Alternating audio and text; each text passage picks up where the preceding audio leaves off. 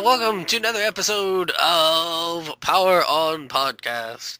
I am one of your hosts, Taylor. How you doing, Sushi? Pretty good. What's going on? Not too bad, not too bad. I'm getting a little under the weather as of late, but I'm actually feeling pretty good. So, Cool. and today we have a guest, special guest, an awesome, great friend of the show and cool YouTube personality, and that is Greg, also known as RPGswagman. How you doing? Al, what's up, Power On Podcast? Hey. Yeah. Yeah. You feel the power? I do. I feel the power. So if you could just, I know probably everybody who would listen to this knows who you are, but if they don't, just in case. I hope they do. Yeah, I hope they do. Please kind of just introduce yourself and plug not only your YouTube show, but your podcast, your podcast. My podcast. Yeah, podcast. Alrighty, I have a channel, of course, is RPGswagman, and it's dedicated to talking about RPGs, new and old, preferably old, because I love my old school RPGs.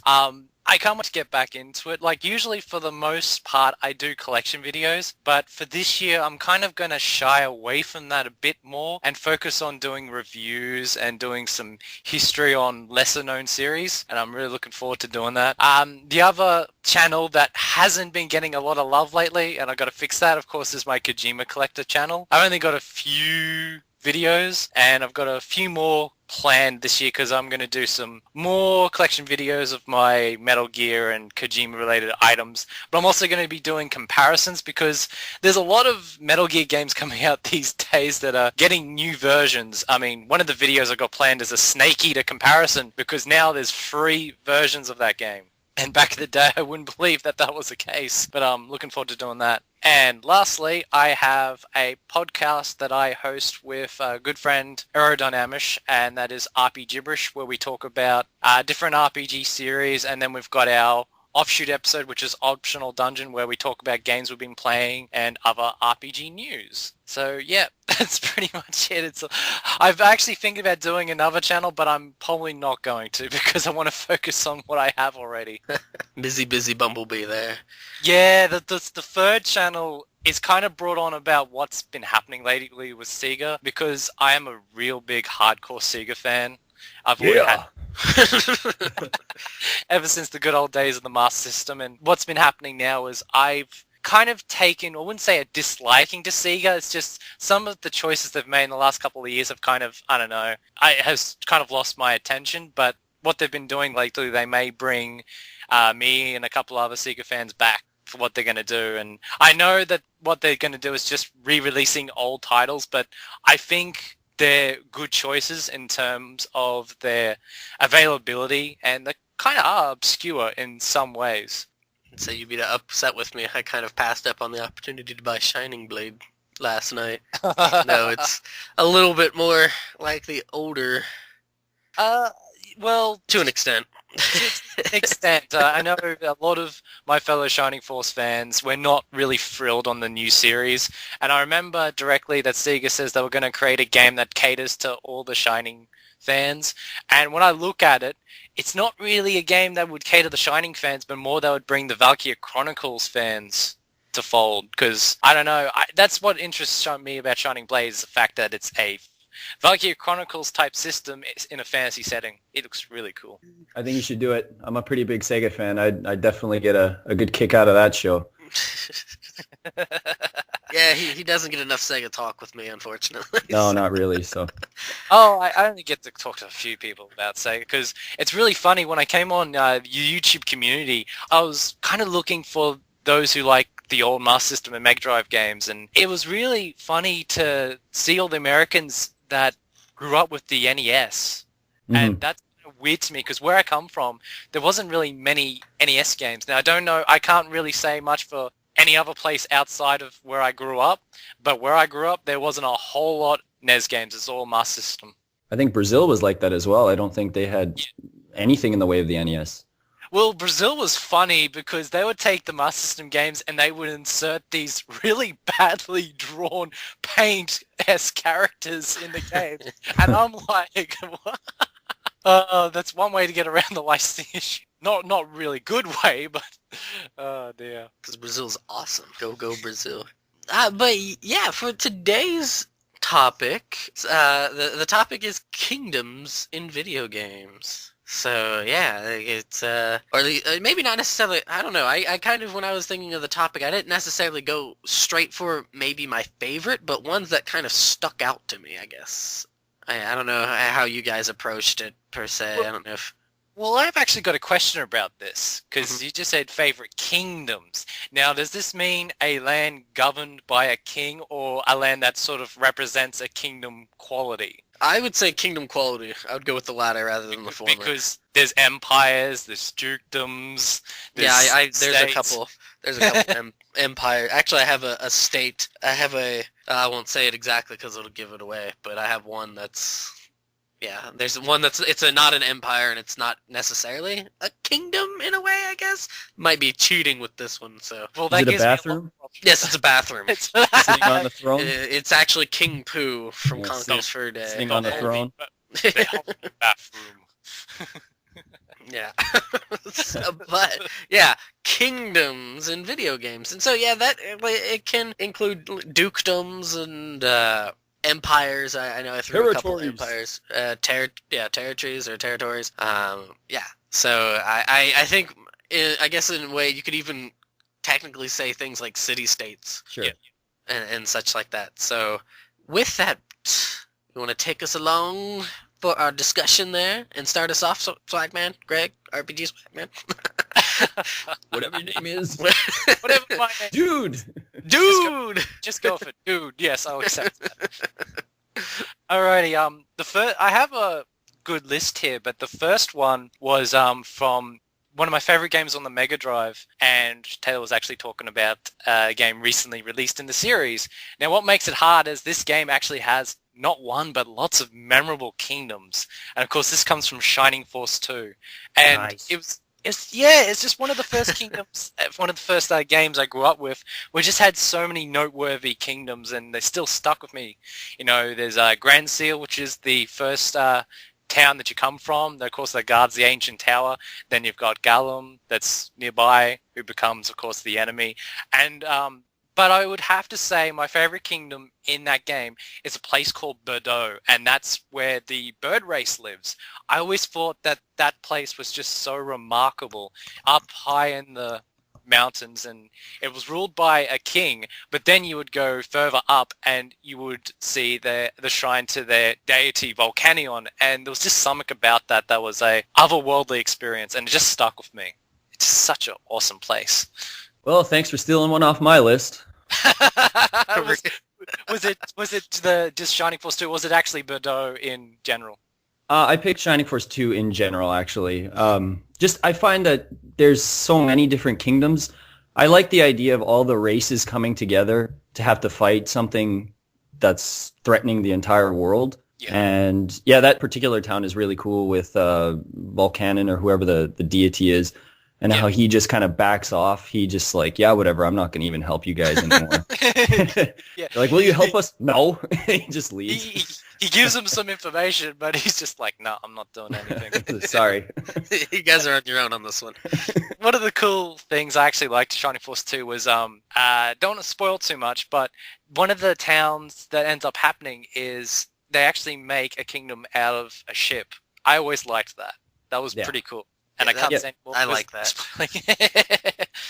That was kind of memorable. I mean, I look at the other Shining games, and they've got memorable kingdoms. You know, you've got Enric from Shining the Holy Ark. That's cool. And then you've got Gardania and Runefrost from Shining Force 1. And then you've got the many kingdoms from Shining Force 3, which I will not go into. Otherwise, we'll be here for hours.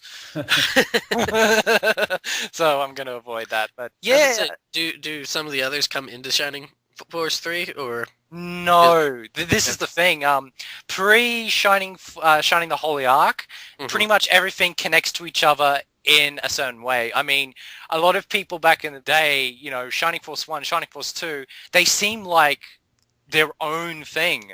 But then comes along Shining Force Final Conflict and brings the two games together, unexpectedly, and it's actually quite cool. Because Shining Force Final Conflict actually takes place in the land of Shining Force 2, but it actually has characters from the first Shining Force game, so it's a nice little package.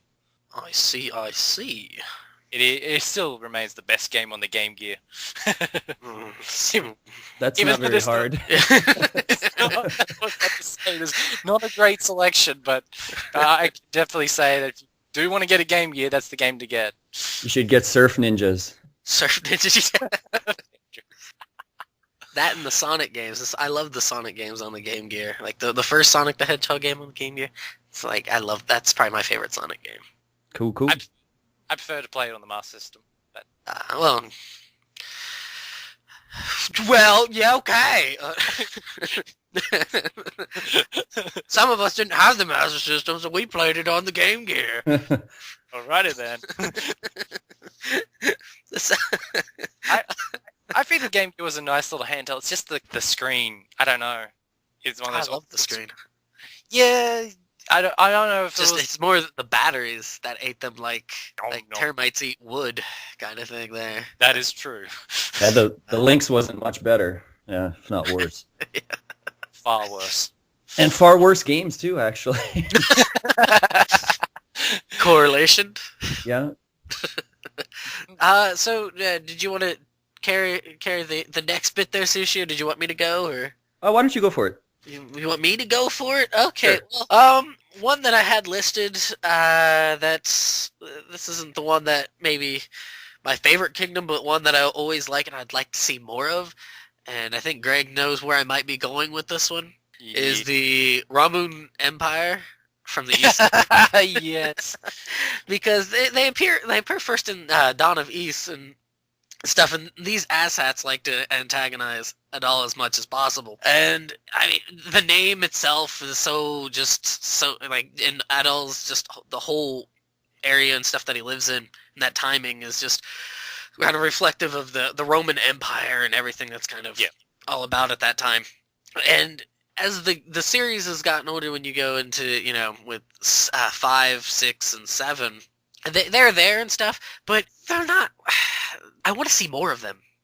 Yeah, they have their hands in like all of the cookie jars, but not like they're like a finger or two maybe, but not like their whole hand is deeply entrenched into it. You think something greater is at work behind the scenes that we have no idea about yet. That hasn't been pieced together yet, and I'm really hoping that one of the newer East games, not Celsata, but East 8 or 9, but like an 8 or something, where you actually kind of see more of the Empire itself. You actually kind of, because Adal's on their shit list, whereas all the stuff that he does, and it would be nice to actually kind of see more of them. And I always really liked their interactions with the game, even though it's not like the greatest. Usually, it's a kind of a little bit, but not like the whole thing. So. Yeah, well, we, dear viewers, me and Taylor talk about this all the time, about the Roman Empire, and I've always wanted to see it. I've always said East 8 or one of the future ones should be in the Roman Empire, because without a doubt, Adol would be on their shit list. And I just can picture that game. As soon as he comes into Roma, there'd be like flyers and wanted posters everywhere of Adol and Dogi.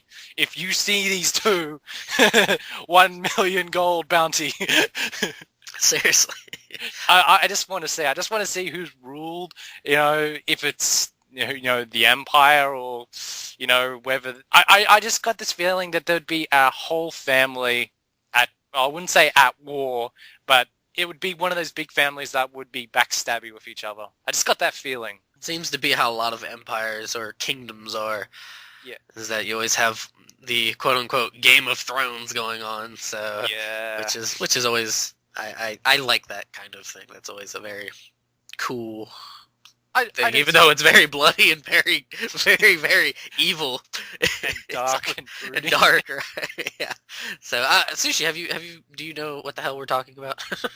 No, I'm not even gonna lie. No, I don't. I've only played Ys 1 and 2, and I don't recall any of that being in there. So yeah, they're really they pop up in Dawn of Ys 4, and also in Mask of the Sun, and then they kind of come in and out throughout the rest of the series. So, but not like, oh, this is all there is to it kind of thing. So, working in the shadows, kind of, or I wouldn't say in the shadows. They're very like they're present. They're kind of more of the like brute almost in a way, brutish, Stormtrooper-esque. Yeah.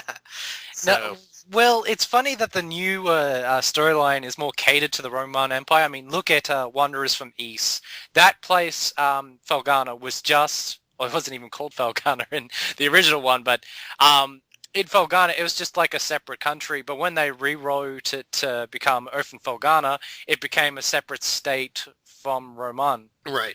Yeah, so they're kind of pushing that a bit more, but they've kind of been in and out because when I picked up E7, I expected them to be there, and they're only just a mention because they're not in there. They're really which is unfortunate. So kind of hoping in Celseta they'll be a little bit more present.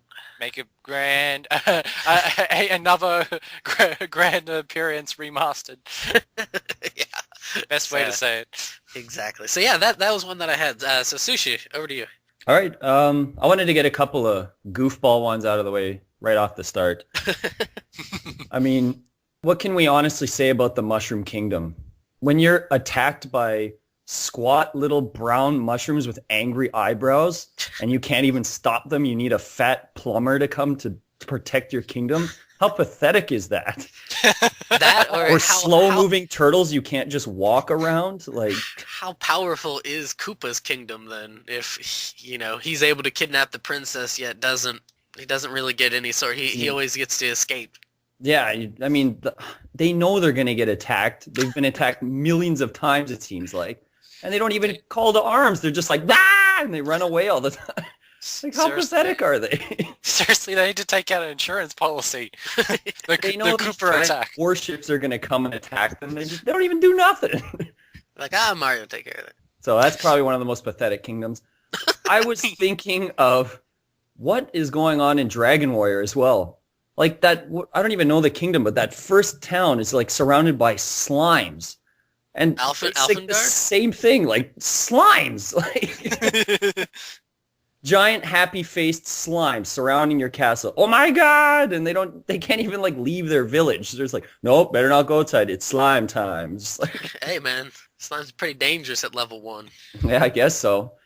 So some pretty pathetic kingdoms there. But honestly, the first one I was gonna touch upon was it's more of a city-state per se.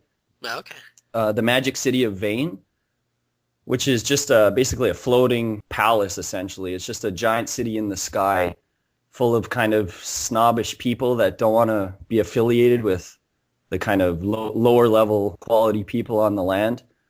And it's an interesting place. It's really interesting how it's become like the quote-unquote epitome of the world of Lunar. Like only the best of the best people can live in Vane. It's a really interesting place. When you were describing that, I got a strange sense of deja vu, and it's actually going to be a kingdom I'm actually going to mention, and it sounds exactly how you described it. And I think Taylor knows which one I'm going to mention. Is it Xenogears? Nearly close. He's never played Xenogears. Yeah, but I know of that part of Xenogears. So. Well, I've actually 10 hours into Xenogears, and it's on my list of games to beat in 2012. Do it.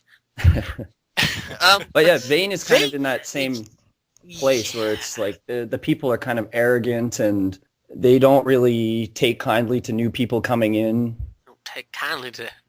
Because they think they're on a higher level, right? They're protected by Althena and, only, as I said, only the best people can stay there. So it's interesting. Yeah, like they've cast out the people to the Vile tribe and stuff to the frontier. They've cast out the undesirables. It's kind of interesting. Man, how do you get to Vane? Isn't there some sort of like special teleporter Yeah, thing? you're teleported up. I Okay. forget I was exactly. trying to remember because yeah, they I don't. It's kind of funny that you bring up that one because that sort of concept of that sort of city state or kingdom it seems to pop up a lot Yeah. in really good RPGs. A lot of the times they have these sort of floating places where these people are a bunch of jerks and they kind of they're the best of the best. They're the greatest in this case, in Vane's case, the greatest like magic users and stuff. And Yeah, but I'm they've kind also of jealous. produced a dork like Nash, so Oh God, Nash. I don't think anybody likes Nash. Man, this makes me want to go play out and play Lunar, because believe it or not, that's one of the series I just have not had much time with, because for one, it never got released in Australia until the DS game. Well, no, because the Lunar Legends. DS Well, oh, okay. that's Lunar Dragon Song, but no, Yeah, that one's pretty bad. It's pretty Game Boy damn bad. The Lunar Legend Game Boy Advance version. Lunar Legend's good. Yeah, they actually got a worldwide sort of more import release. It was released in Europe, and we got the scraps, or not really scraps, but like the last load of the game. I actually got that, and I haven't touched it because I like 16-bit CD games, and if there's ever an original version of a game that's either on the Mega CD or the PC Engine CD, I want to play that. So the reason I haven't played Lunar yet is because I want to play the Mega CD versions first. From what I've heard, like listening to the openings, I think the Mega CD one's got the best opening. That's what I've heard too. Like it's just so awesome.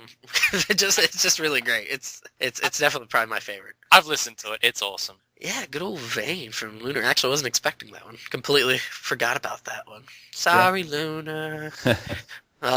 So yeah, Greg, over to you. In the same spectrum of floating kingdoms in the sky, it's from the game that I just recently finished a few months ago, and it's without a doubt the best game on the Wii, and I really like this kingdom. It was really funny when I was listening to Taylor talk about the snowfields, and I thought that was a great place, but for me, the most memorable area in Xenoblade which is the floating kingdom above the RFC. And exactly like place you were talking about in Luna, it is ruled by the high end tier, which is a race that think that they are above everyone else. And I just like the structure of it. It's definitely very memorable, and I like the music. It's so melancholic, yet so regal. And it just made me feel that, everything's out on show and there's something lurking beneath these people.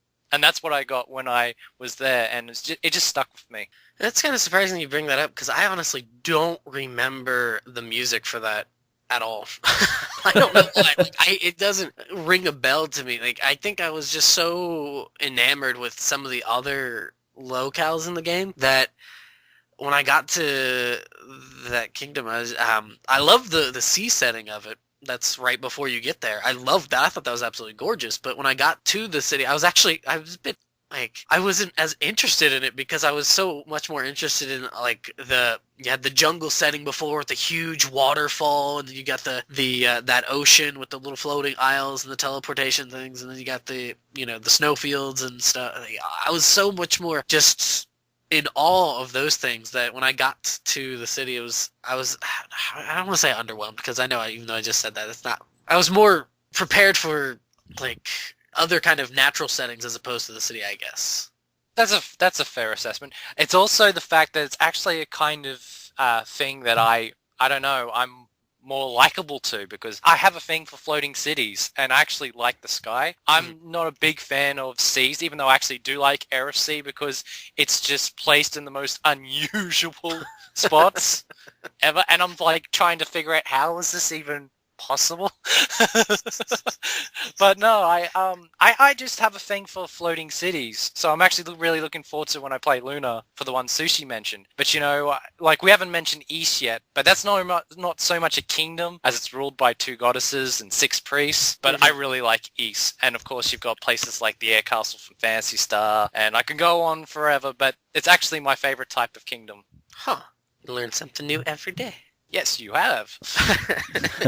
Well, I'm actually going to continue that trend, and Sushi kind of mentioned it before, and I'm bringing up Solaris from Xenogears. Now, if you really liked Xenoblades, I think you'd really like Xenogears, Greg, because Solaris is strange. I know you haven't got to that point yet. Did you ever get to that point, Sushi?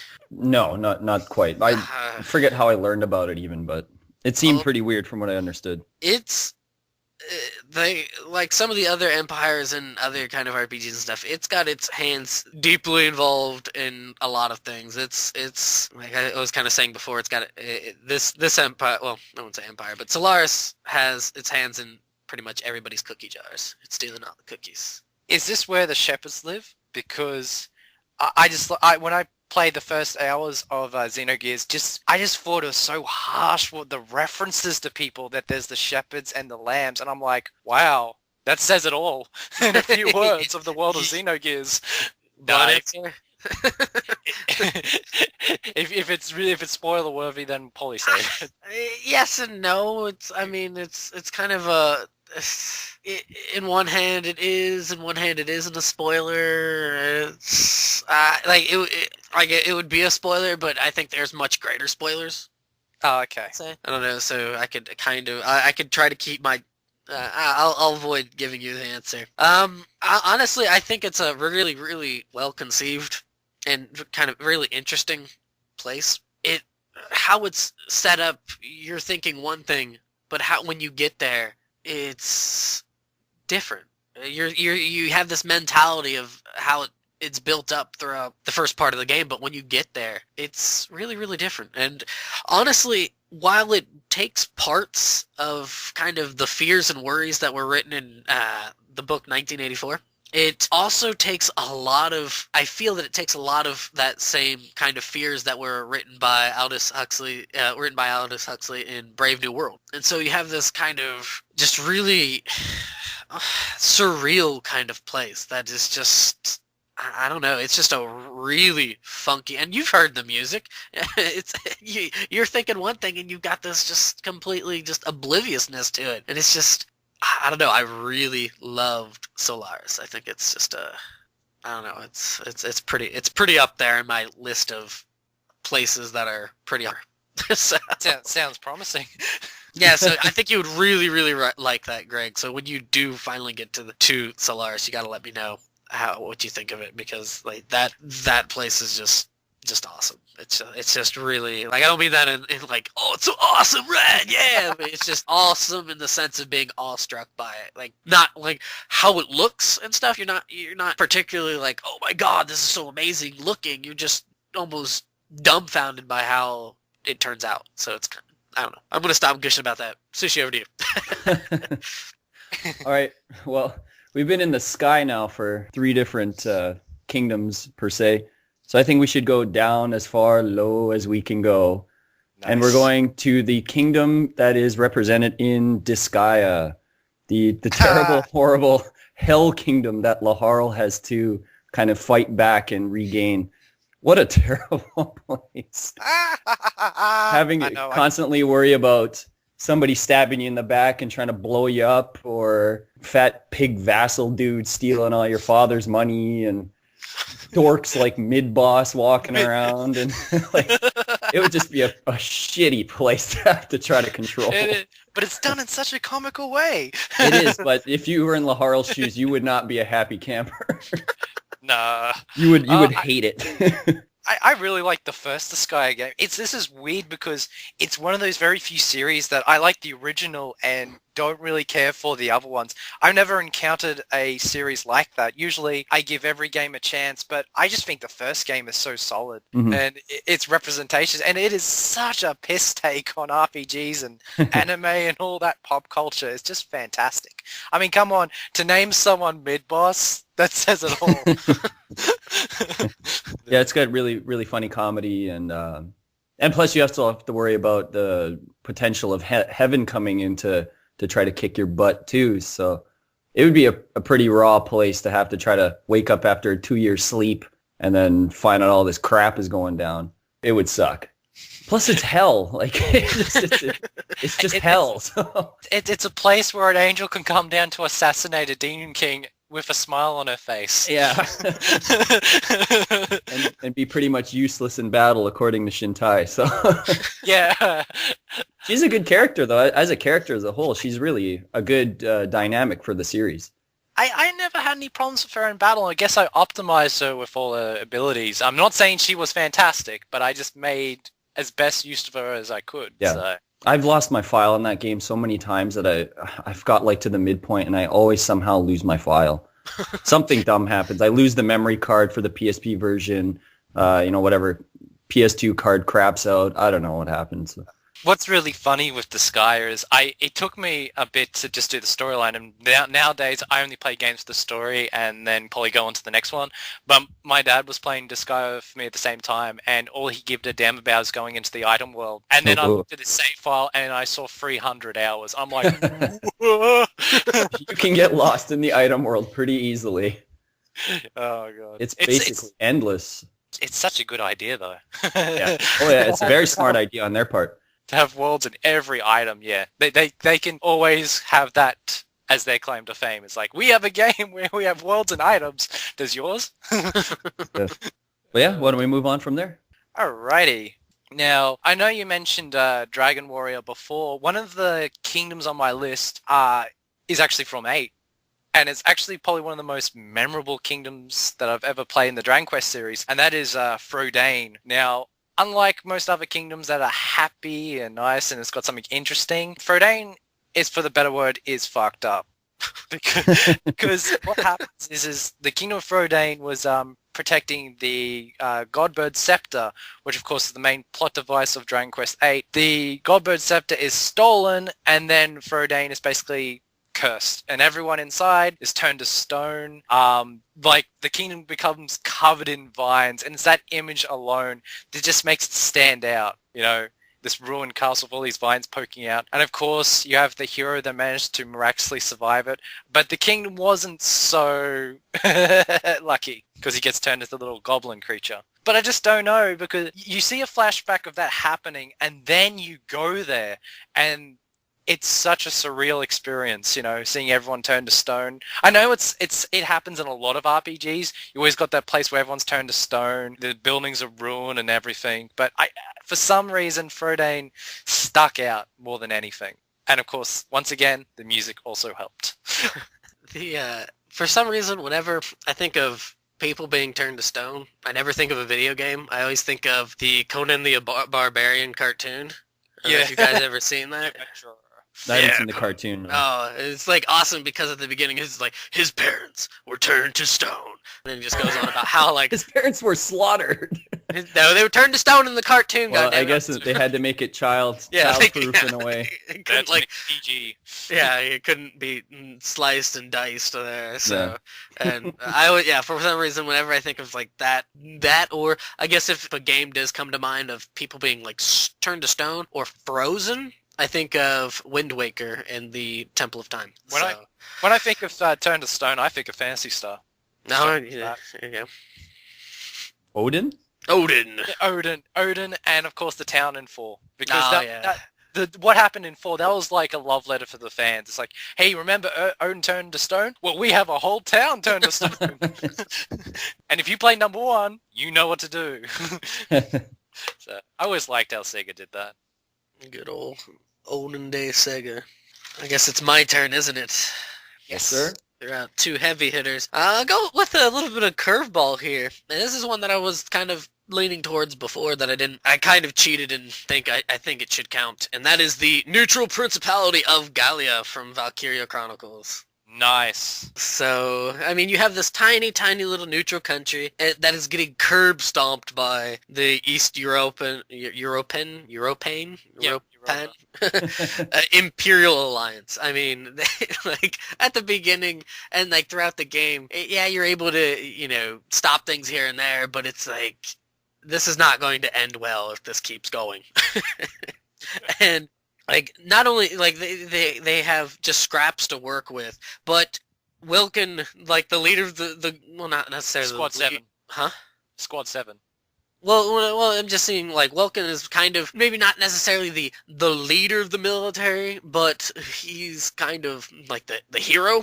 Yeah, the one that's called upon. Right. He's using a prototype tank from the first European War.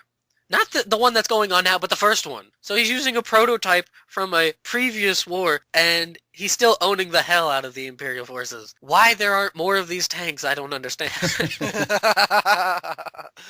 So, and, then at the end of the game, you're having to deal with, like, technically the East European Imperial Alliance's, like, Wunderweapon, because I always think of them as German, but, kind of, but, German-Russian, kind of, yeah, and so they have, like, their Wunderweapon, and that, like, completely just, without Welkin and the prototype tank and Squad 7, yeah, they would be completely...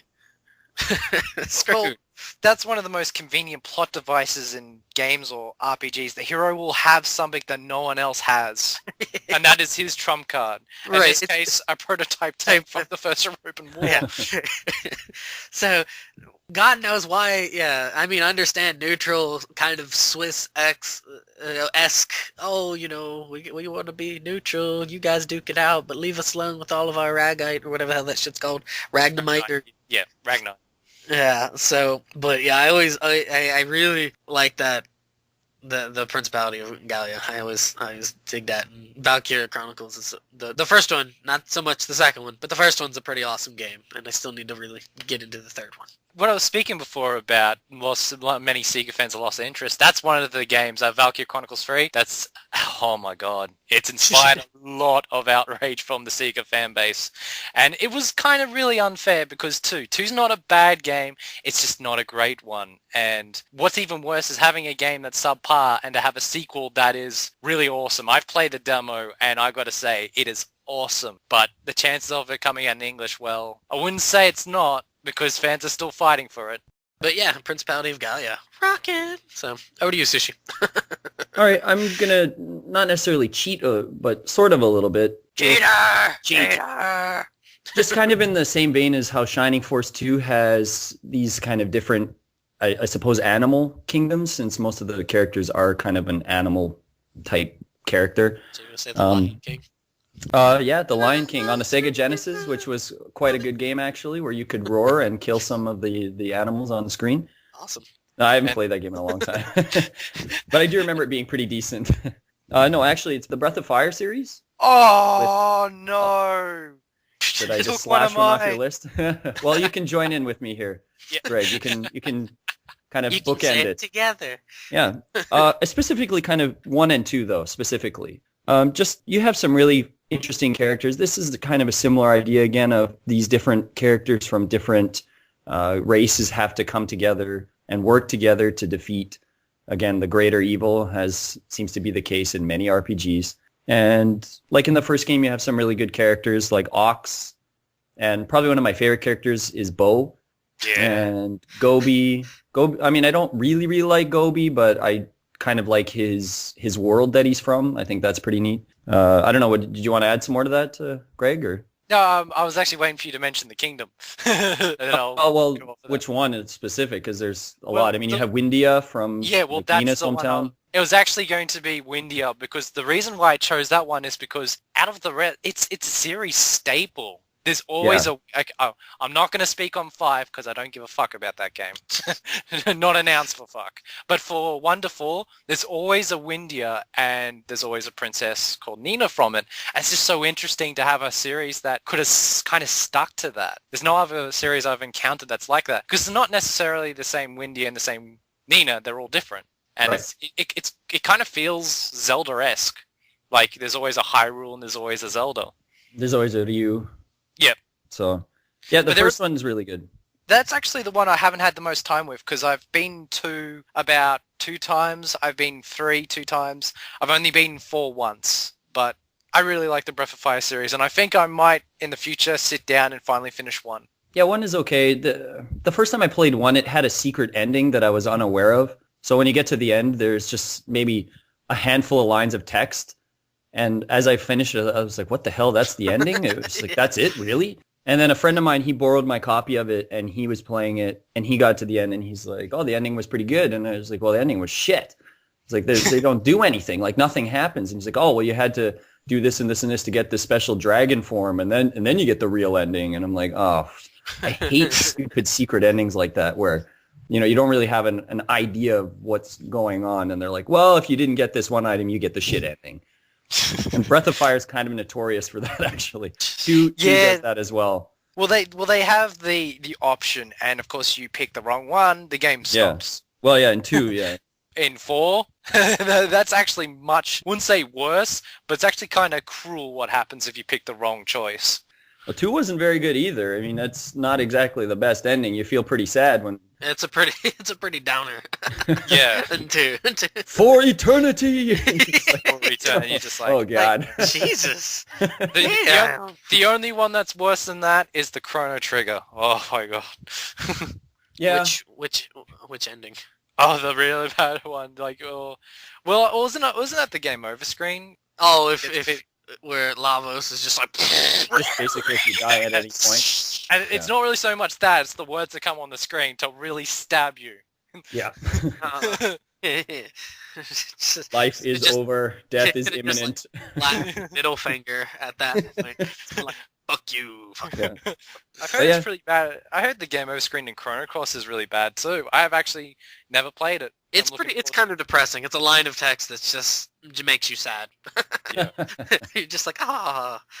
Yeah. All of the characters in Chrono Cross make me sad.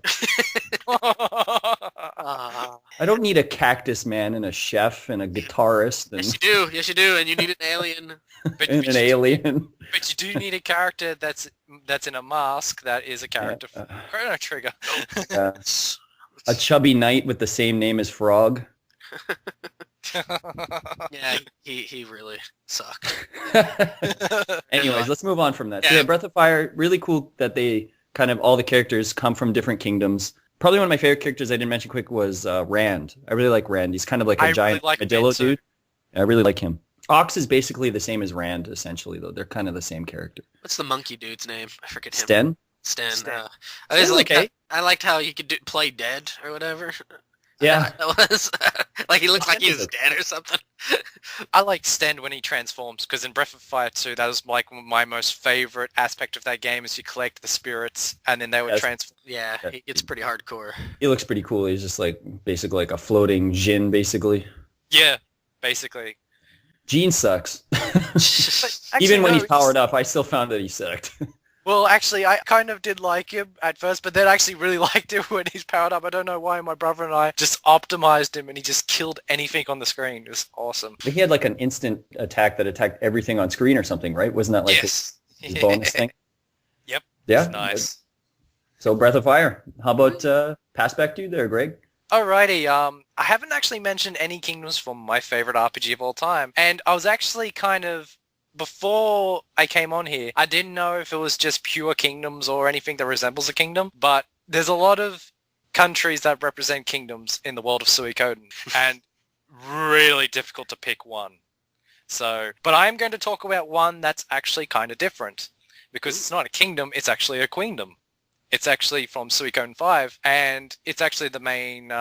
part of Suikoden 5 is it takes place in a land ruled by a queen. No male can ascend to the throne. They can only be the queen's husband or the son of the queen. That's the highest position a male can have in the queendom. But it's not just because of that. It's actually quite memorable. There's a lot of locales. The capital, Solfalena, is really nice, very memorable. Then you've got... the town of the Godwin family that's got this giant arena that's also plays host to a tournament where whoever wins can have the hand of the future queen. And there's also the Dragon Knights, and yeah, it's just such a really good place. And I've got to say, the whole point of Suikoden 5 well, I don't really want to spoil it, but there is a civil war of sorts, and it's because that they're kind of they're not happy with the whole arrangement that a queen should always ascend to the throne. I can't say any more because it's such an awesome game. But yeah, but there's a lot of memorable places. Like you got the Scarlet Moon Empire from 1. That's awesome. You've got the Justin City State, which is probably my favorite, which is a collection of regions ruled by mayors and lords. The Highland Kingdom. Yeah, I like Highland. I like Highland as a group, as the people ruling it and the army. But in terms of the landscape, there really isn't much there. No, Just it's not. La Renault, which is the capital, this giant citadel, and then a town off to the side. And I'm like, it's not really so much as a kingdom.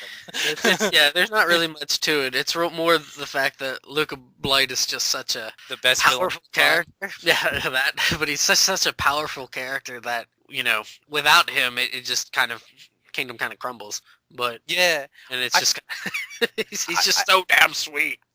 So, I just think you go through the game and you think, wow, this guy is like the most evil character I've ever come across. Then you read the backstory of how he became that, and it's a great testament that the greatest villains are created by man.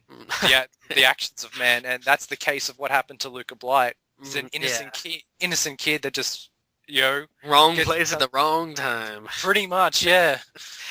So yeah, I think without such a powerful character like that, it would be just kind of that kingdom itself would just be a blip on the radar. It would just be kind of like, beep, okay, whatever. Pretty much. It was pretty much a kingdom, I wouldn't say at peace, but they were at an accord with the city-state. And then he just comes along and fucks everything up. The other kingdom I just want to quickly mention from Suikoden, and it's probably in the old school world of Suikoden, probably the most memorable kingdom, of course, is the Holy Kingdom of Harmonia, ruled by bishops, who desires all the 27 true runes. And I don't want to say any more of that if you haven't experienced Suikoden 3 yet, because they're forerunners of that game. Yeah, I haven't touched 3. I've only been able to play 1 and 2. I know. I haven't played all of 3 yet, but I've read all the manga. So I know pretty much the story in a broad sense. I seen it doesn't stop anywhere like certain Star Ocean second story mangas do. Well, seriously, it stops right as the big plot point in the game. It stops right there in the manga. It's like, what the hell? They ran out of money to produce it or something? I have no idea. They just stopped it. Well, the thing is that the other manga in the Star Ocean, well, the series that they've made into manga and stuff are the same length. There's as many volumes. I think it's 7 or 8. And so I don't know if they just felt that this was a good place to stop it or what, but they didn't. It's just kind of like, oh, we're going to finish it right here. And it's like, what no! A smart selling device, make you buy the game. I guess. That's a good point. I mean, I guess, but it's just kind of poopy to do it that way. It's nickel and diamond. Ah. It can't be any worse than buying alternative endings for games. Yeah. Oh. Ugh. No. No. No, I'm not going to go anymore. That shit pisses me off. Okay. Another kingdom that I have. This is the one that popped into my mind first when kind of talking about this subject. And that is the Grand Bell Kingdom from Seisendo Keifu, or Fire Emblem Genealogy of a Holy War. Do you know I knew you were going to say that? Actually, I had a list, and I'm like, I bet you'll pick Grand Bell, because I actually had Fire Emblem, but I said to myself, which one's my favorite? But I'll let you go on. Well, the thing is the kingdom is located on the Yggdrasil continent with a bunch of other kingdoms and stuff. And when you first start playing the game, the main character and your whole party is based in Grand Bell Kingdom, and you're not like the main. You're not the main part of the kingdom. You're just kind of the caretaker. Yeah, you're kind of just doing your thing, and shit goes down, and you're having to run through all these other continents and to stop bad things from happening to your friends and allies. And when you're away, not only do you hook up with some hot chick, but everybody else in Granville starts losing their freaking minds and start playing Power Game for the throne, which seems to be a very common thing that happens in these things. And so they pretty much blame you for it. And so you, as Sigurd, you're kind of like, oh my god, what am I going to... Not really like, oh my god, what am I going to do? But you go around and you try to do your thing. And Grand Bell Kingdom is the location of probably the greatest plot point in the Fire Emblem series. And one of the greatest, I think, in in a lot of games just in general. It's like it happens and you're just like, oh, I was not expecting that. I've said this many times talking. This is kind of the same taste that me and Taylor have in games. I really like RPGs where they have these kingdoms at war, the power play within. One of the reasons why I like Fire Emblem and Suikoden, because they just depict it so well. Right, and I think it also helps that it's the kind of the setting. It's that that medieval or the fantastical medieval and that sort of thing. So it helps. It's an easier transition than say something where it's more science fiction and you have the power plays within a, sort of like congressman or something like that.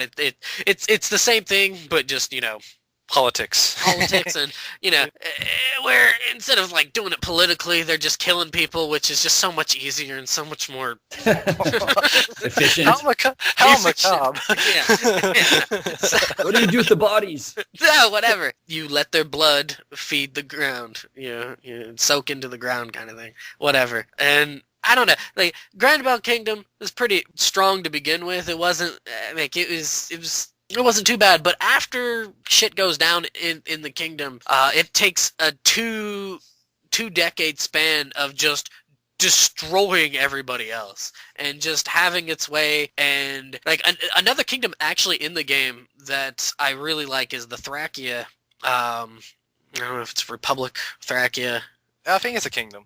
Or if it's kingdom. I think it is. But then there's a whole game based on just the uprisings within that. And it's just having two really awesome kingdoms in one game / 2 games. I don't know. Grand Bell is just awesome. It's just, even though its height and power isn't, centuries long and stuff, it's pretty efficient at whip and tail for the longest time. And the battles in the game and the music in the game, just everything about it just made it so much more just awesome fighting against them and stuff. So it was Grand Bell Kingdom from Seisei no Keifu. I love you, sort of. I need to beat you. I'm still in Augusta, the Dominion of Lords. So. Oh, okay. So, but yeah, I mean, it's oh god, yeah. That game itself is just. If you're a Fire Emblem fan and you have not played it, I highly recommend it. It's different. It is different from your other Fire Emblem games, and it'll take a little bit to get used to. But once you get used to it, it is definitely one of the best, if not the best, Fire Emblem game in the series. So maybe not my favorite. It's technically like the fourth one in the series because you have the first one with Marth and then Gaiden on the Famicom, and then on the Super Famicom you've got a remake of the first one and a completely other new story with Marth. Yep. And then you have Seisei no Keifu. It is pretty much it's Fire Emblem 4. Right. So it's pretty awesome. It's definitely like it's easy. I think it's really easy. So, but it's if you don't do certain relationships right, you'll get some really kind of crappy characters later in the game. So if you can try to make Whoopi with some of the characters properly, otherwise, so. But, you just gotta make the best of things. But I've already read up on some of the. I know it's kind of cheating, but I've read up on some of the more optimal offsprings, if you want to call it. Yeah, there's some that are. Yeah, it's amazing, and it's great too because the game. There's one character in particular that I like. Probably my favorite Fire Emblem character, and he's not a lord or anything. He goes through so much shit. And it's just his trials alone, because he not only is he in Seisei no Keifu, but he's also in Thracia, and it's just it's just so many years of having to deal with all this crap, and he's there at the end, and it's just like, yes, Finn, I love you, you're awesome. So, yeah. And he's not even part of the Grand Bell Kingdom, so that's kind of why I have that special little place for Thracia, because he's Thracian. So. But yeah, okay, I'm done gushing. Over to you, Sushi. Yep. Give Sushi the floor.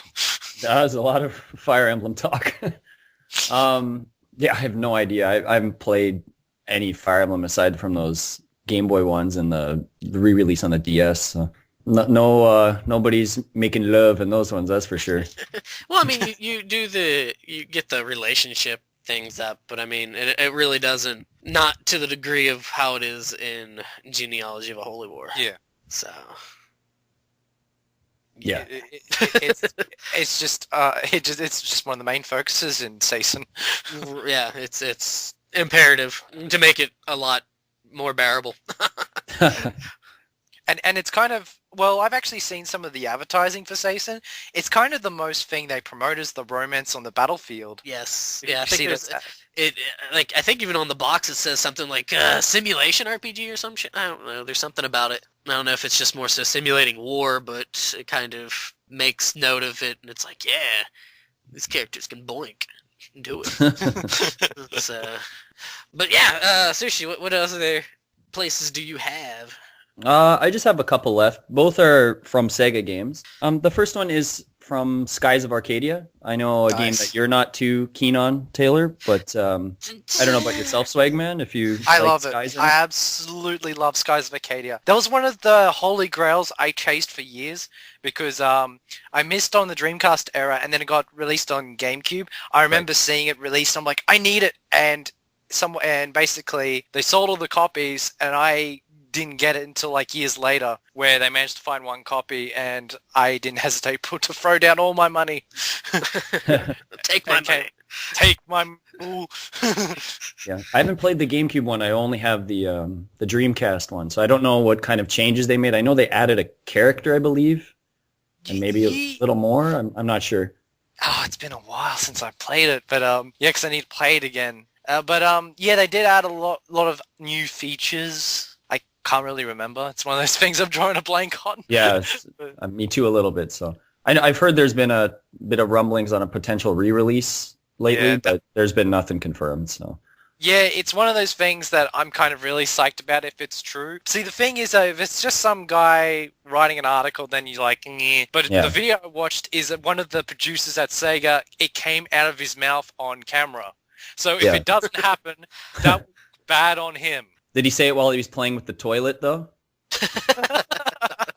Was he just like, oh, Skies of Arcadia, HD. I need to know more about this. It's a toilet. From what I've heard, it's a toilet made by Sega or something like that. It's not the toilet per se. It's just like a patch that they put on the toilet. For the pissing game. And then it connects to like a screen above it, and you can choose, I think it's 3 different games. Like one is blowing a woman's skirt or something, and another one is like the fountain, like those baby fountains that are peeing.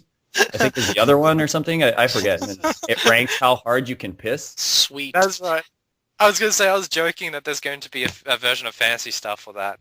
You piss on whatever patch you want to select in the battle. Do you want to attack? You have to turn to the left. Hit the right target. One long pee. Yeah, that would be pretty hard. Well, imagine if they make one for pooping. That would be interesting. No, you've taken it too far. Grant mercy, and every time you flush, it would save the game. Yeah. You put in your little memory card. Don't get anything on that memory card. You get to dust it off after. Don't get me started on the Shining Force version for that. Oh, God. Jesus. Anyways, the land I wanted to choose from Skies of Arcadia, and there's, again, multiple ones in that one as well. The one I chose was the Yafutoma, which is kind of like the idea of East meets West in the world of Skies of Arcadia, which is really neat. Basically, there's almost like a cloud ring that surrounds the world, and you can kind of go through this terrible storm to get to this kind of magical hidden kingdom, essentially. And it's kind of entrenched in with Chinese, Korean, Japanese culture. And it's just a really unique idea that Sega threw in there, or whoever produced the game. I think it was the lady who worked on the Phantasy Star series, actually, who produced the game. And it's a really neat tie-in to the whole universe. I can't remember if Reiko Kodama worked on it or not. It was made by Sega Overworks, which was one of their divisions. So I can't remember if Reiko Kodama... Yeah, I assumed, because I know the same team did Valkyria Chronicles, and that's pretty much it. So Overworks also did the Shinobi reboot, and they also did the remake of Shining Force on the Game Boy Advance. Okay, which was pretty solid, actually. Yeah, I liked it too. But yeah, Yafutoma is just basically like a touch of the Eastern culture in this, what's basically a very Western culture thing, like pirates, like sky pirates, and everyone's basically, well, Caucasian, and suddenly you go to this place where there's people with different skin tones and different, eye shapes and things like that, and Fu Manchu beards and stuff. It's obviously the architecture of everything there is completely different. So it's a nice touch on their part, and how you get there is really cool too. Just how you're basically traversing through this giant storm hole to get. Yes. It's a really interesting part of the game. So yeah, I guess you could touch on Valua as well as an interesting one. That's got the whole higher class people and lower class citizens as well. And it also represents, because it's such a bleak, mechanical sort of place. Right. You do see the lower end of it, and it does represent those who rule it, the queen and everything. So, that was a good choice. Yeah. I don't know, Taylor, what's the deal? Why don't you like Skies? Is it just too childish for you? I wouldn't say childish. That's not. No, I don't know. I just couldn't get into it. I'm not a big fan of pirates, and that whole sky pirate, that vibe never really. I didn't jive with it. So yeah. But the exploration is more the key point of the game. It's the exploration. I don't know. There's just something about it that just really. I think it's because I didn't play it, and then somebody else, they're like, well, if you're not going to play it, I want to play through it again because they really liked it. And it was I think it was my neighbor or something. And I watched him play it. It seems like a lot of the battles are very repetitive. Kind of. The game gives me a really good Grandia feel. It almost feels like an offspin of that series. It's like somebody played Grandia and then was like, well, I can make a battle system similar to that. And I can make, the exploration and kind of friendship, 3-character friendship idea work too, because Grandia has that as well. It really feels almost like an offshoot, like somebody really liked Grandia and just kind of took it a step further. And I couldn't really get into that, so I don't know if it's just maybe I just hate children and.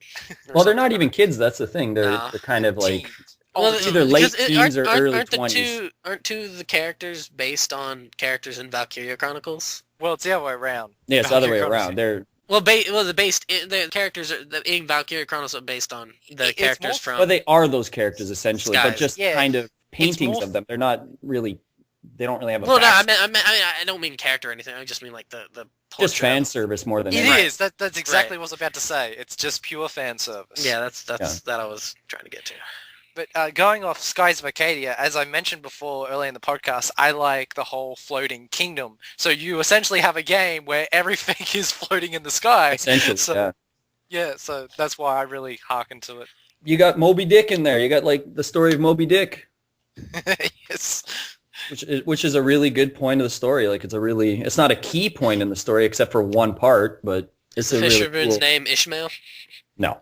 But if there's only one thing I can I'm not going to try and convince you to play it, Taylor, but one thing I will mention, it has a kick-ass villain. One of the best villains in Skies of Arcadia. Yeah, pretty good.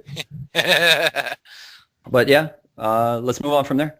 Alrighty, now, I actually have one, and I'm really surprised Taylor hasn't said this yet.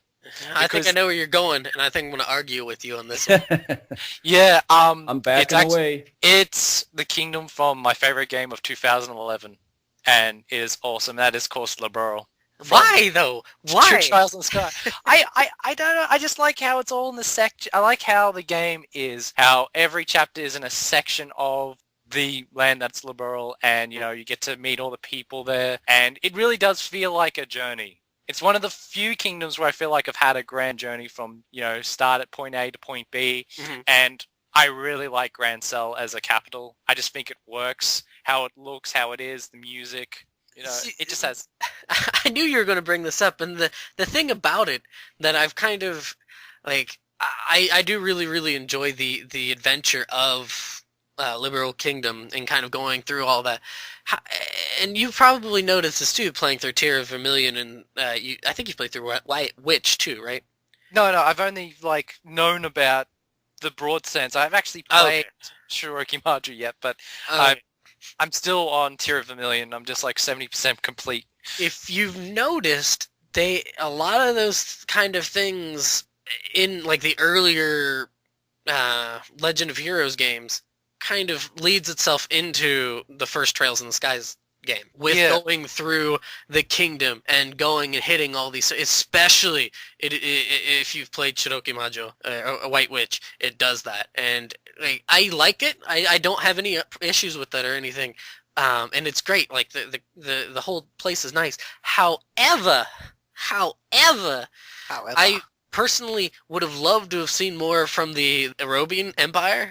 Well, that's it. I will have to agree with you there, because it's just like they give this backstory to the other nations. You're like, oh, it'd be so cool. But because I knew it was a trilogy, I assumed. You get some of it, but you don't, like, even throughout parts of it, throughout the rest of the series, and also into, like, Zero no Kiseki and Ao no Kiseki, you don't really get, maybe in Ao no Kiseki, I haven't finished it yet, but you don't really get too much of it. But the characters they provide, the kingdom, or the Arabonian Empire provide, are just great. I mean, you have, like, Olivier. Yes, Oliver. Good old Oliver. He's one of the greatest characters ever in RPGs. So, and it's just, and Mueller. I love Mueller. Mueller is fantastic, and I've got this feeling that there's more of him in second chapter. Like, he's introduced in the first one, and you get to know a little bit. You don't really get to know him too much. He more so he comes up a little bit in the second one, a good deal, but the third is where I really grew on him. So, and just the fact that empire would crush the freaking liberal kingdom as it was in that state during the game at that time, it would probably crush them. Yeah, and yet, going off it again, yet another RPG that provides a nice political power play, you know. But it's more to do with the military in that, and More I really, military really like coup kind of thing, which is really nice, because you have that, but you also, like, some of the other kingdoms are going through that same thing. That's a very prominent aspect of kingdoms and RPGs. Zero's got me interested, because when I look at it, when I see the trailer, I see the villains, it's got like a mob motif in a way. So I'm really interested to see how that pans out when, you know, I'm not saying, I don't want to get my hopes up and say one day that I'll be able to play Zero no Kiseki in English, but hopefully by then I'll know Japanese and that won't be an issue. Yeah, I would say that in Zero it's more like I wouldn't say it's a kingdom. It feels more like a giant town, yeah, for lack of a better word. And it would feel like if New York or Tokyo or Sydney or something was its own sort of thing. That's the impression I get by looking at it. But it's really nice. So, but yeah, as I would say, you mention more. I'm derailing you. I'm sorry. Go to talk about your liberal kingdom and. I just like I don't know, because Zero no Kiseki is such an old school RPG, but it's like the best of what old school has to offer, and just its presentation, and there's so many memorable locales, and of course you got the city that sort of resembles Venice. That's really cool. And then you've got like the lake shore that everyone goes to fish. I like that in RPGs. I like the one town where you just fish. You could just, all the worries of, you know, the world going to hell, and, you know, you just sit down and have a fish. I really like that. But one of the most memorable places of Liberal is the Academy. I really liked that part of the game. And I reckon that's the one part where anime fans can go when they come. Yeah. I actually really liked the onsens, the hot springs. Those are really Niyazai. I liked that. I kind of spoiled myself watching the animation, because the good half of the first episode takes place in what happens in the onsen. In the second chapter? Yeah. So, yeah. You haven't touched it or played it, have you, Sushi? No, it's still sitting on my shelf. I think it's sealed, too. Even more blasphemy. Yeah, I haven't even opened it. Blaspheme! I haven't opened it. Blaspheme! Yeah, whatever. I have tons of games sitting on the shelf that aren't open. Whatever. Yeah. I own it, so I can play it eventually. I'll play it when the hype dies down. I hear you, Sushi, about just... I have a pile of shame that is long as the Tower of Babel. It's just insane, and I've got to stop doing it. Basically, I'm at this point where I buy a new game, I play about 3 to 5 hours, unless it's one of the Operation Rainfall games that I've just basically sat from the beginning. But yeah, it's too high, and I probably getting to the point where I've got to stop buying games soon. I think my shame game list goes probably around the world about 4 times, maybe to the moon once as well. It's pretty bad. When you buy RPGs, you don't have time to beat them all. Yeah.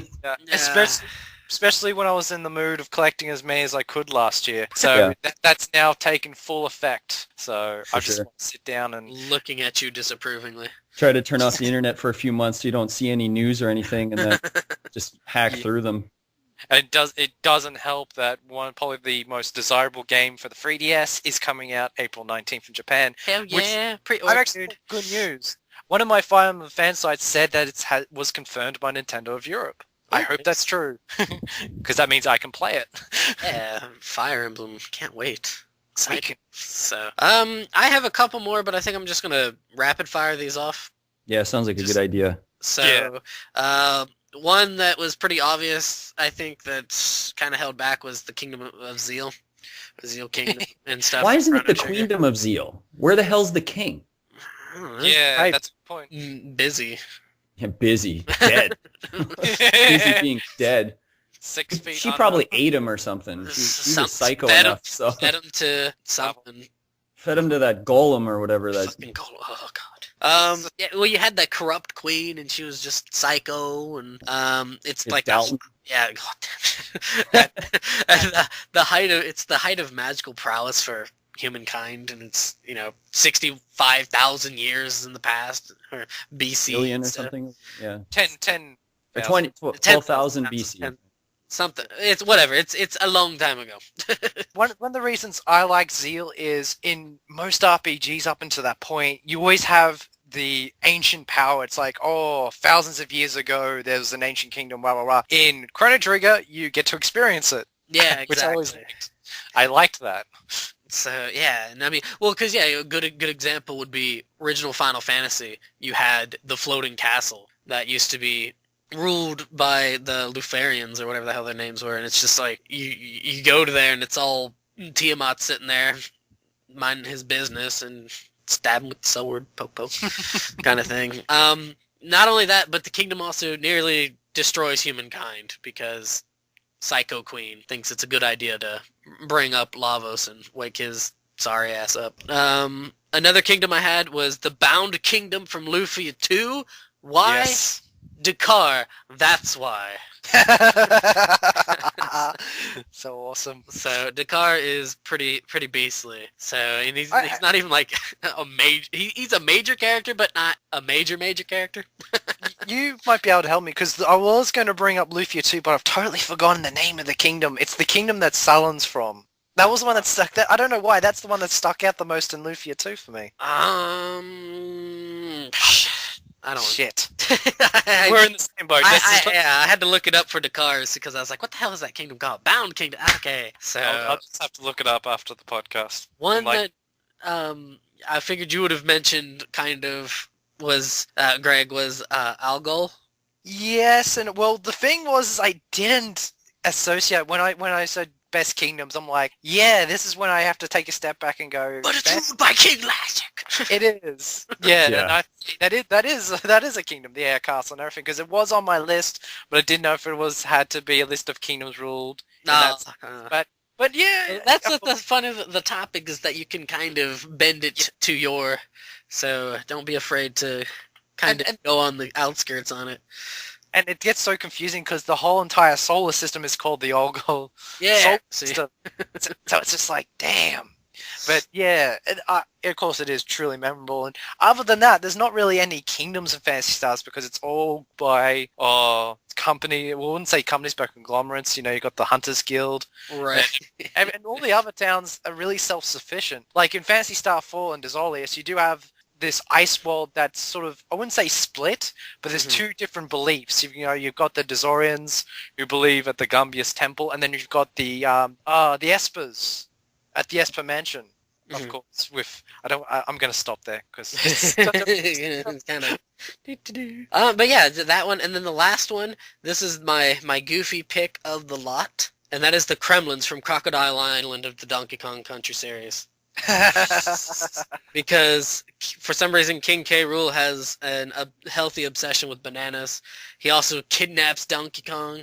That's pretty legit in your list of evil doings there. I mean, kidnapping Donkey Kong, that's So And then he wants to be a pirate after. pirate, and then he becomes Baron von Rulington or whatever the fuck, Rulenstein or something. Baron K. Cruelent, whatever. But yeah, so woo, that I don't know. Guys, have anything else? I got a couple of quick ones. From Capcom, we have the King of Dragons and Knights of the Round, two action arcade beat 'em ups that are not, the kingdom doesn't take forefront, but you're basically fighting for the kingdom, especially Knights of the Round. Obviously, you have Arthur, Lancelot, and Percival, so they're fighting to get the kingdom back, and it's just full of jerk knights that are fighting against you. I can't even think of the last guy's name. It starts with a G, the final boss, who's like 5 times larger than you or something, and doesn't make any sense. But yeah, those are a couple of kingdoms that I wanted to try to get out because I figured we were going to go on a very hard RPG tangent. So, and the last one is a Sega game as well, or Sega series, that is basically all but dead, and that is the Panzer Dragoon series with the Empire, like the Imperial Empire, which is basically this empire that rules the skies with ancient technology from the past. But I think the most interesting thing about the Panzer series is just the lack of backstory in pretty much every regard. Even in Saga. No, even in Saga, it leaves such an empty mystery to everything that's going on. You're always just thrust into the story like right away. It's just, okay, a dragon rider was killed, and now you must take up the blue dragon to defend the Earth, basically. Mm-hmm. And I think the lack of story gives so much more substance to the world. And as I've read a lot of comments of how it gives such a loneliness to the universe and to you and your character, and it works really, really well. And it's such a highly acclaimed series. Of course, anyone who can get their hands on Saga, please do it. I know it's an expensive game. It's probably never going to come out again. If you can get it, you need to experience this game. It's a really wonderful game. And just the series as a whole has always had critical acclaim. It's basically dead because nobody's ever been willing to take a chance on it. It just has like abysmal sales. They're all wonderful games. It just, I don't know, nobody wants to take a chance on them, it seems like.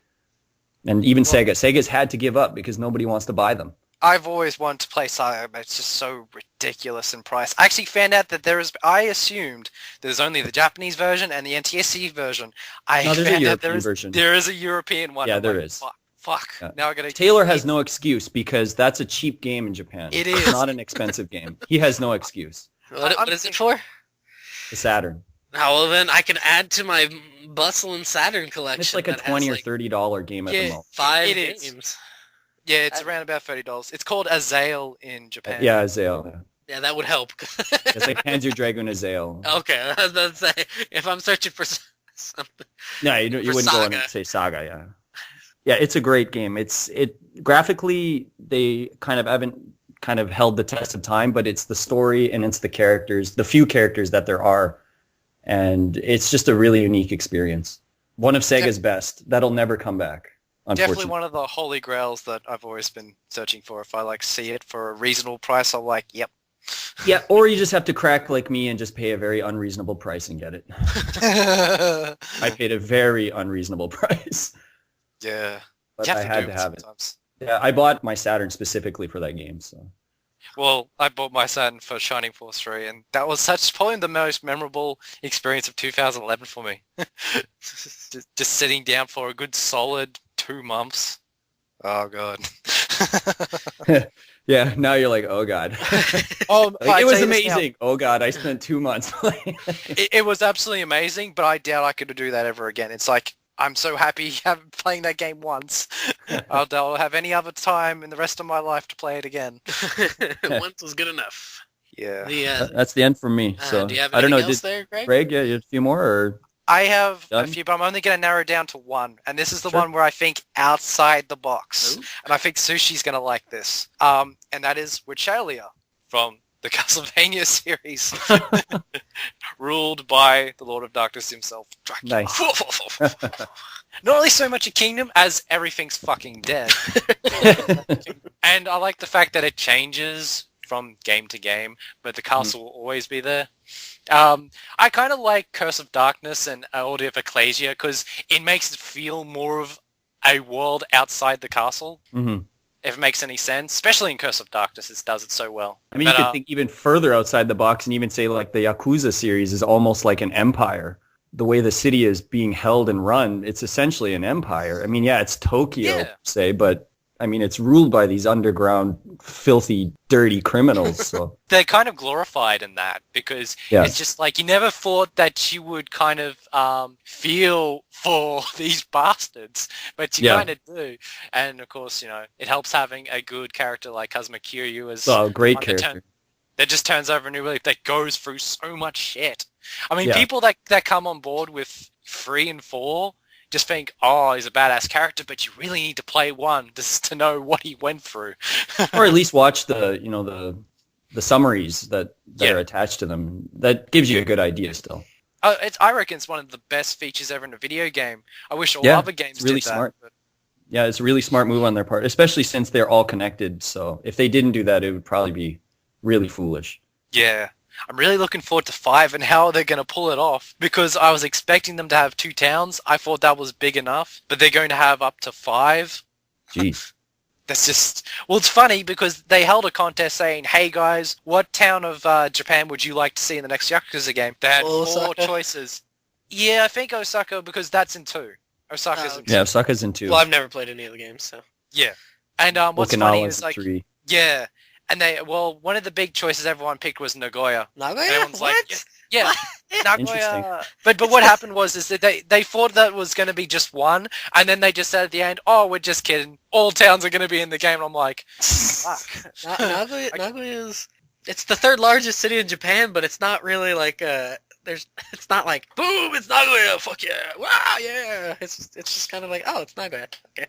Was Kyoto on that list, or?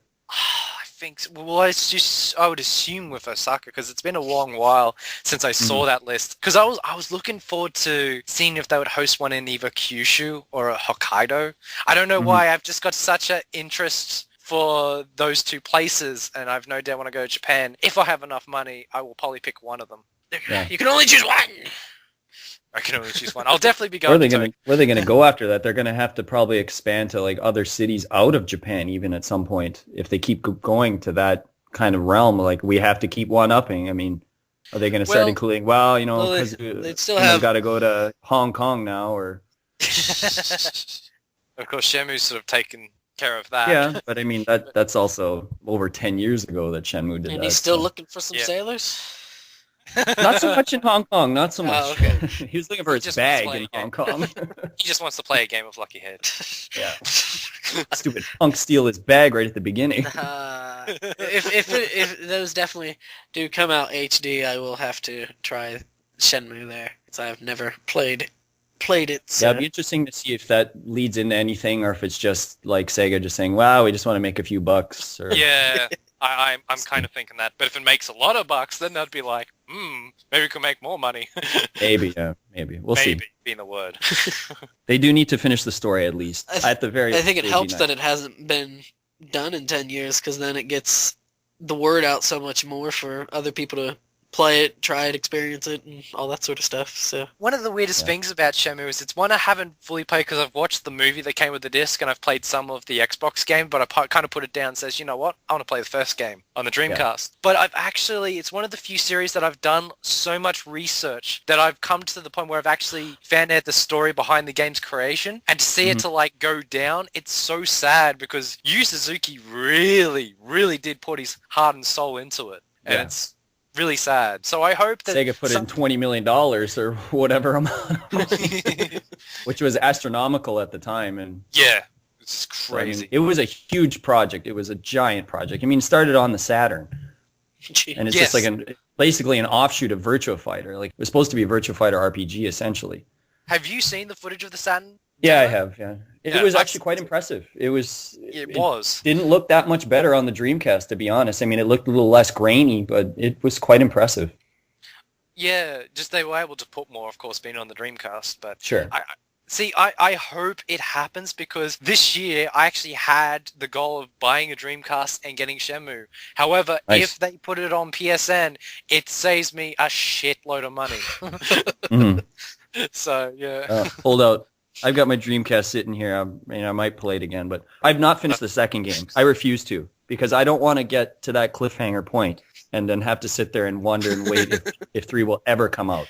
I already know what happens, but at the same token, I'm like, I refuse to finish it. I just refuse. I'm not going to play a game that's never going to be completed or potentially never completed. Then you can just beat the game and write your own fan fiction. I could. Would you read it? Probably not. I'm not going to waste my time. Oh, goodness. So, yeah, I guess we should spin to the game. Yeah, I think so. We've definitely covered a lot of bases there. So game time! It's game time! Swagman's going to wipe the floor with us. Let's see. What he's got. Might be. Yeah, you got to... Yeah. I'm sure he'll pick one of these games. It'll probably be RPGs, I'm sure. Just somehow, some sort of affinity draws him to. Yep. So, that's it. Yeah, so number 1 through 26. Rattle it off, Greg. 15. You got series with 3 games or more. Oh, really? My 15 says games with numbers or colors in the title. Already used before. But I don't. 26. I just highlight those. That's why I said 26 because I took them out. So which one are we doing? 3 games or more, or games series with numbers with 3 or games colors? Or more. I said it first. I win. Oh, well, wow. Okay, all right, fine. Greg, up to you. No, that's okay. Let's do it. No. Up to Greg. He's the guest. Series. All right, Greg. So series with 3 games or more, or games with numbers or colors in the title. Probably numbers and colors, because I reckon we could generate more. I reckon games with just 3, that'd be way more difficult. Yes. Damn it, Greg! Yes. What are you doing? My list reigns supreme. I made the list. You followed my list. Fuck. All right.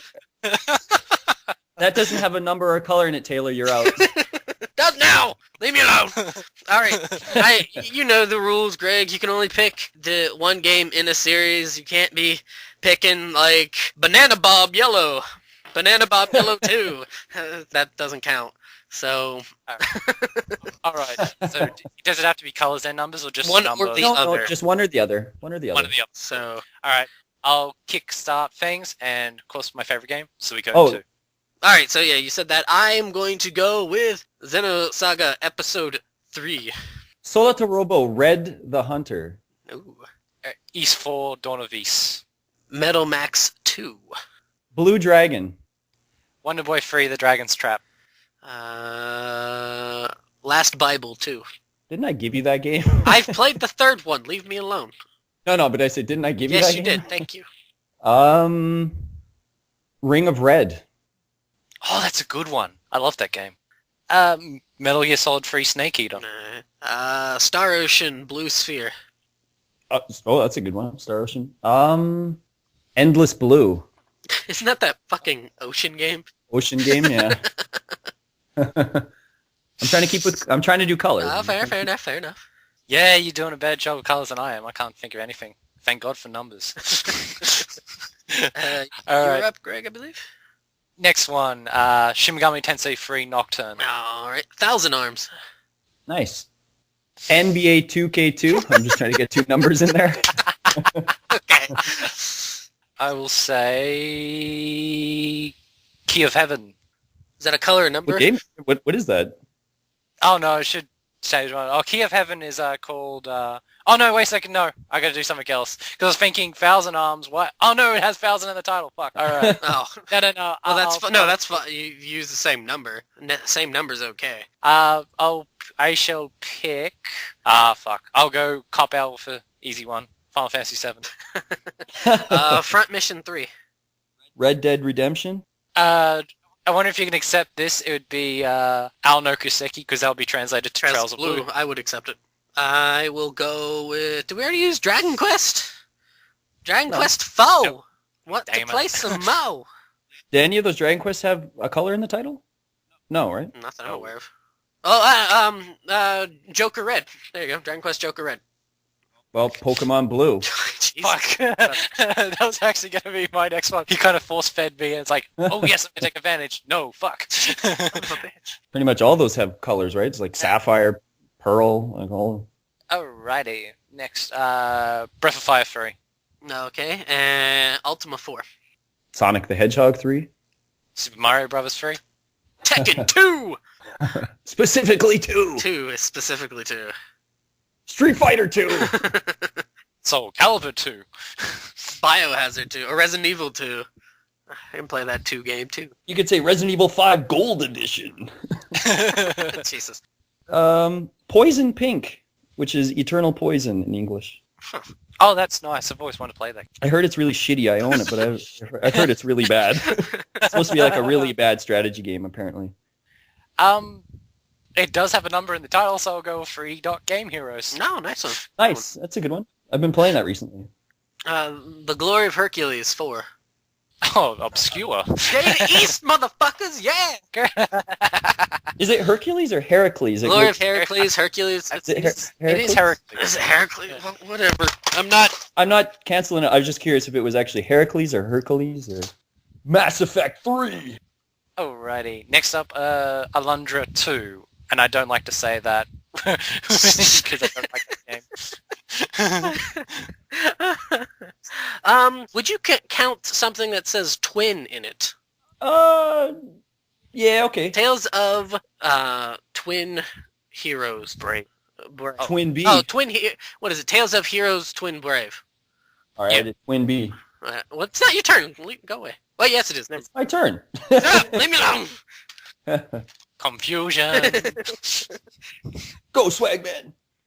Alrighty. Hyperdimension Neptunia Mark II. Jesus Christ. It's a mouthful. Rockman Just Dash RPGs 2, or as also known as Mega Man Legends 2. Twin Cobra. White Knight Chronicles 2. Would you count Ni no Kuni? Because Ni no Kuni is second country. Or is it Does it have a no? Ni? Yeah, but doesn't the English version have like White Queen or something? That's the Nee. I should say fuck, yeah. Ni no Kuni. Second country. Yeah, okay, Ni, but anyways, doesn't the title have a color in it? It's like White yeah, Queen or something, right? The Wrath of the White Witch or something, I don't know. Gray Ash or something, whatever. That's the... Fair enough, keep going. Ogre Battle, March of the Black Queen. Now, I don't know if you accept this since I've already mentioned one before, but what about Legend of Heroes, the White Witch? No, that's a Legend of Heroes game. Yeah, I know. Got a house on that one. Atelier Iris 3. Alright, I will go with Saga 2. It was originally on the Game Boy game. Was it Final Fantasy Legends? Oh, right. Yep. Double Dragon. Nice. Please have twin. I don't see why double. Oh, no, that's a good one. That's a good one. Alright, Castlevania 2 Simon's Quest. I'm surprised you didn't go with double motherfucking dungeons, Greg. Come on, where you at? Oh, come on, that game. I tell you this now, Johnny's feelings of the game have kind of deterred me forever. Fair enough. Sushi, over to you. Street Fighter 2020. Oh, I like that. That's good. I likes it. I got one. The third birthday. Good. Nice. Good. Mario and Luigi RPG 3. So my go? I believe so. Black.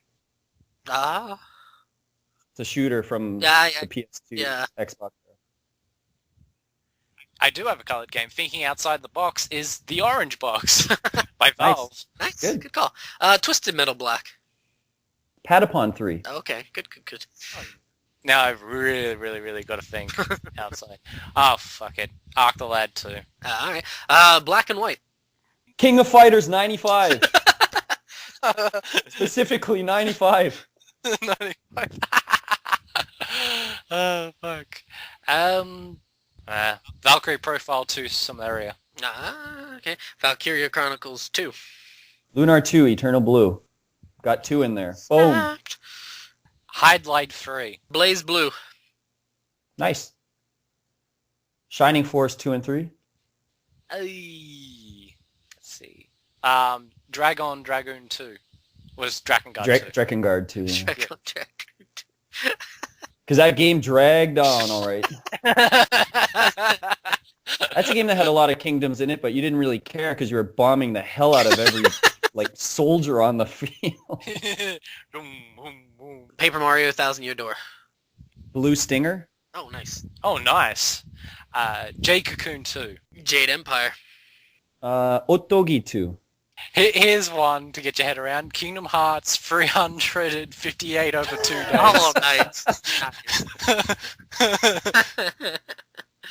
Oh, Dunk Kong Country 2. Power Stone 2. Fantasy Zone 2. Oriental Blue. Anything by Capcom. Pretty much have a number in every freaking game.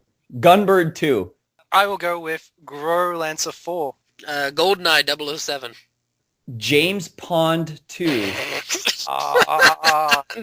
You good sir has earned you some points. That is such an underrated series. You know what? This is actually a cool one. Silver. Yeah, that's on the Dreamcast. Silver Surfer. Silver Surfer. Yeah, good one, Taylor. Radiant Silver Gun. Oh, nice. Red Steel 2. Rhythm Heaven Gold. Ready to Rumble. Stop there, jeez. We probably should have just went colors because that would have at least stopped the game. Numbers are just ridiculous. I think that was the That probably would've been better. game ever. I think. Yeah, and nobody really won, and it just got ridiculous by the end. Wow. That was a little long. Yep. It was. It was a meeting. We're kind of Great burnt out, minds. apparently. Yeah, we Why don't we fizzled out. Well, let's. Why don't we wrap it up? Let's let Greg plug himself there one more Yeah. time. Alrighty. Again, if you want to check out any of my videos, go to RPGswagman on YouTube. If you want to see some really cool Metal Gear Solid games and hopefully some nice future videos about Metal Gear Solid and all the other games, go to Kojima Collector on YouTube. And of course, if you want to listen to an awesome podcast other than Paragon about awesome RPGs, old and new, go to RPGibberish at youtube.com. And if you already listened to RPGibberish and wondering when is the MP3 file coming, it's coming.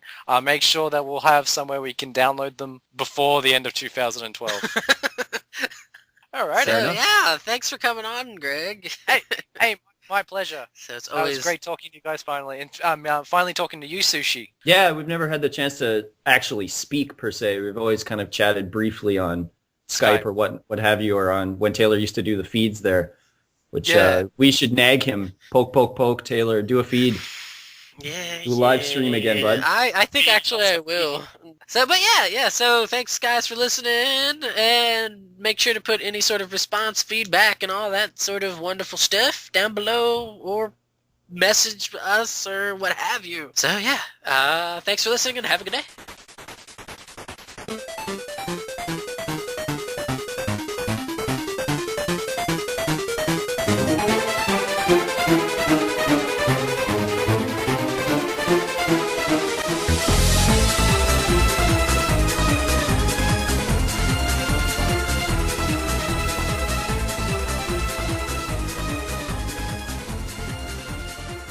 Mass Effect 3. Mass Erect 3. Yeah, don't steal that. That's mine for when we do that one. Secret. Leave me alone. I've let so much other shit from you slide. I think Colored Dinosaur could slide. That's disgusting. You've let the shit slide.